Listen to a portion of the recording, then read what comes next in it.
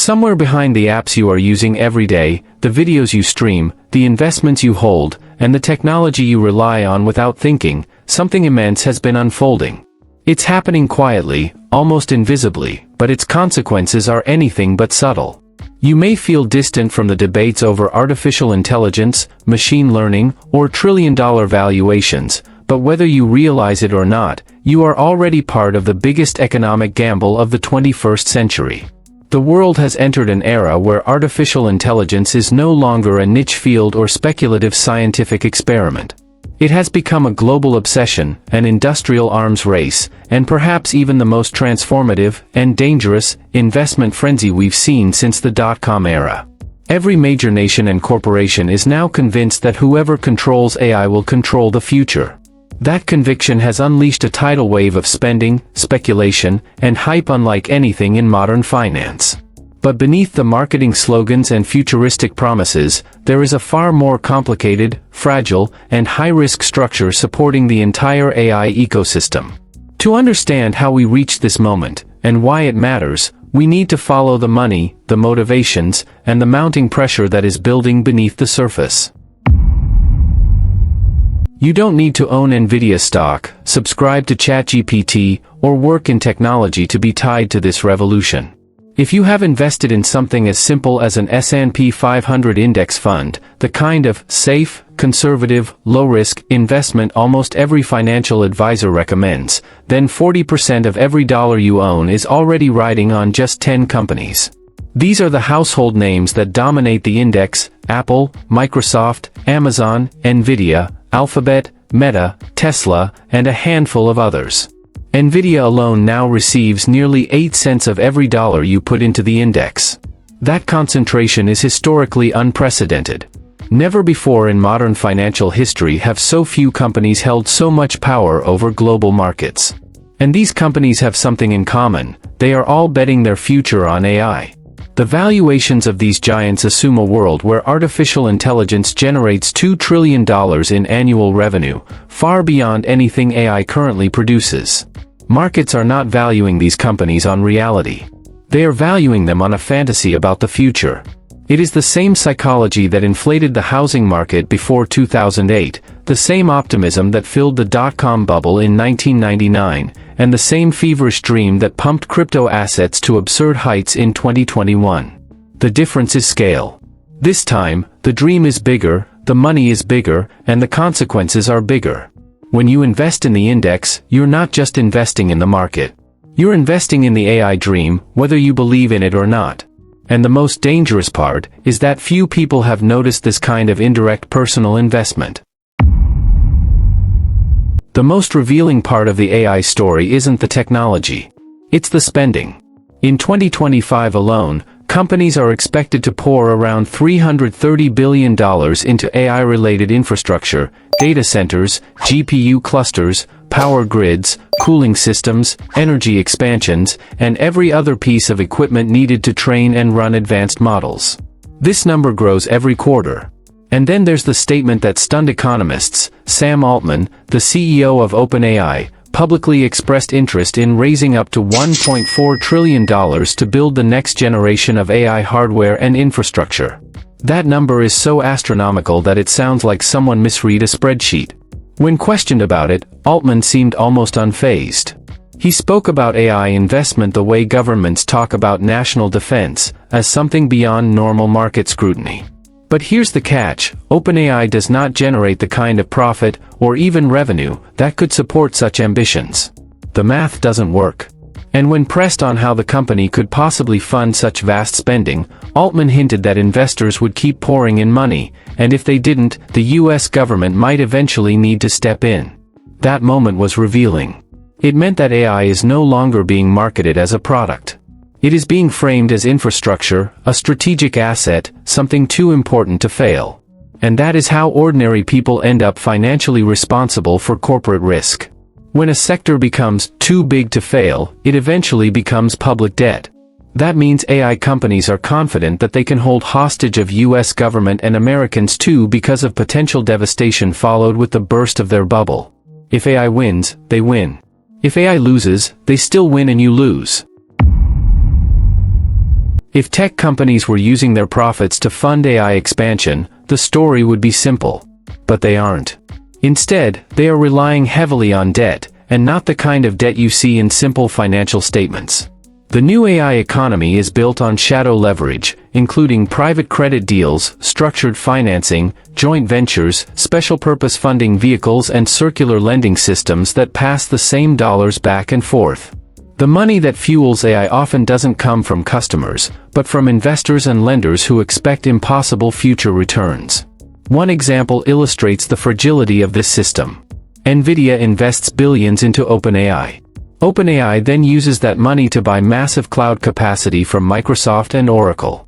Those companies then take what appears to be huge demand and reinvest hundreds of billions into buying more NVIDIA GPUs. NVIDIA then uses the profits to further invest back into the AI ecosystem. Money moves in a loop. Nothing new is created. But on paper, everyone is growing. It is a carefully orchestrated illusion, not unlike the mechanisms that inflated the housing market before 2008 or the dot-com valuations before the crash. The only difference now is that the numbers are several orders of magnitude larger.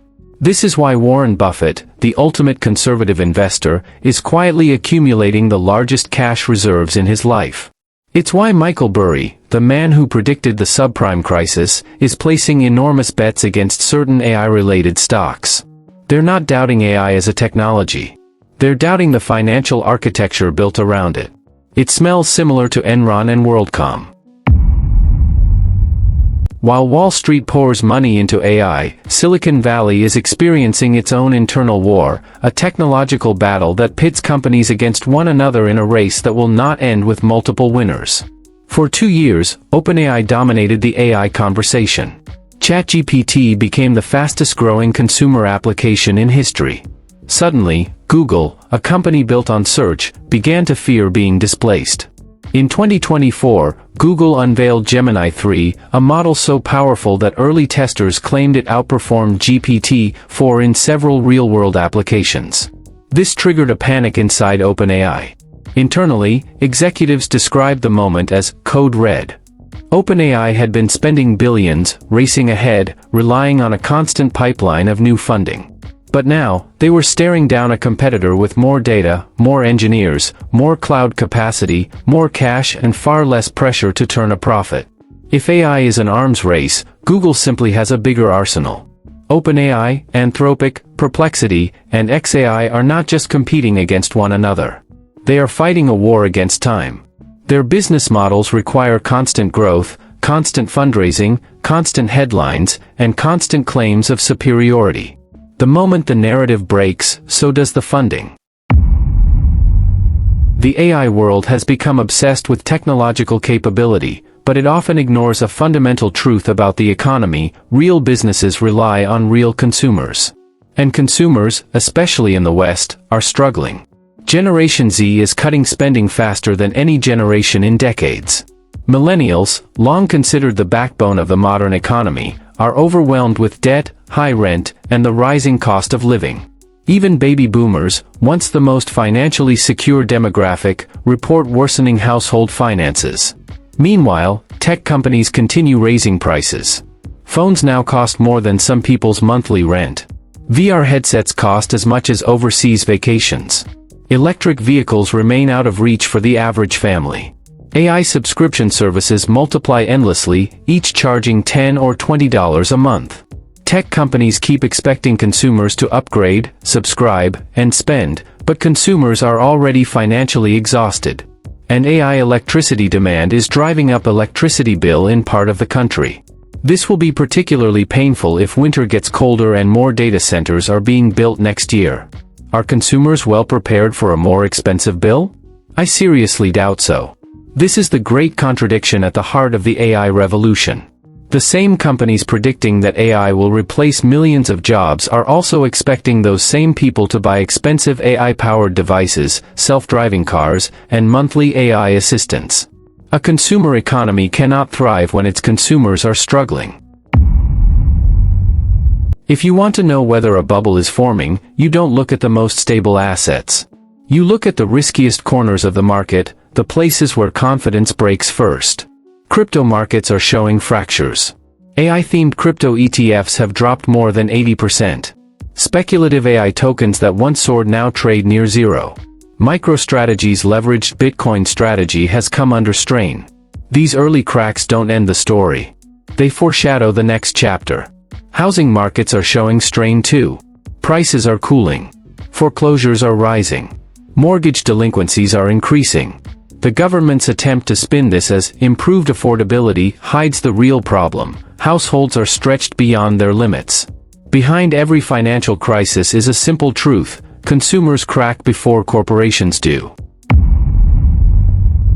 Artificial intelligence does not exist in a political vacuum.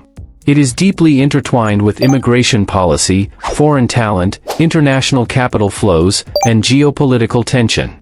The US relies heavily on immigrant engineers to lead its technology sector. But political rhetoric has grown increasingly hostile toward immigration. Proposals to ban dual citizenship, restrict visas, or impose aggressive travel limitations create fear among skilled workers. Meanwhile, Japan is preparing to raise interest rates for the first time in decades. This could pull Japanese capital away from US Treasury markets, reducing liquidity at a time when AI companies need enormous funding. Europe faces inflation, energy crises, and political instability that weaken its role in global investment. If international funding retreats, the AI boom becomes harder to finance. And without financing, innovation slows. The question is not whether AI will change the world. It will. It already has. The deeper question is whether the economic system built around AI can survive long enough to deliver that transformation. Some companies will collapse. Others will merge. Only a few will dominate the next decade. This has been true of every technological revolution. In 1999, hundreds of internet companies claimed they would change the world. By 2001, almost all of them were gone. Yet the internet still became the centerpiece of the modern economy. AI will follow a similar pattern. The bubble will burst. Investors will panic. Headlines will predict collapse. But the long-term trajectory will remain upward. The correction is not the end of AI. It is the clearing of the field. And after the dust settles, a small number of companies will emerge stronger than ever. We are living through a turning point in human history. But revolutions are not clean or predictable. They are chaotic, uneven, and filled with turbulence. The story of AI is not just a story about technology. It is a story about markets, governments, debt, competition, and human behavior. AI will transform the world, but not at the pace investors expect, and not without consequences. The next decade will be shaped by the collision of technological ambition and economic reality. When the dust settles, we may look back at this moment the same way we look at the early days of the internet, full of hype, full of risk, full of mistakes, but ultimately, world-changing. For now, the smartest thing we can do is to understand the system, watch the signals, and prepare for the volatility ahead. The AI race will continue. The money will continue flowing. The breakthroughs will continue accelerating. But beneath all of it, the fragility of the financial system supporting AI reminds us that every revolution comes with a cost. The question is not whether the world is ready for AI. The question is whether the world is ready for the economic storm that comes with it.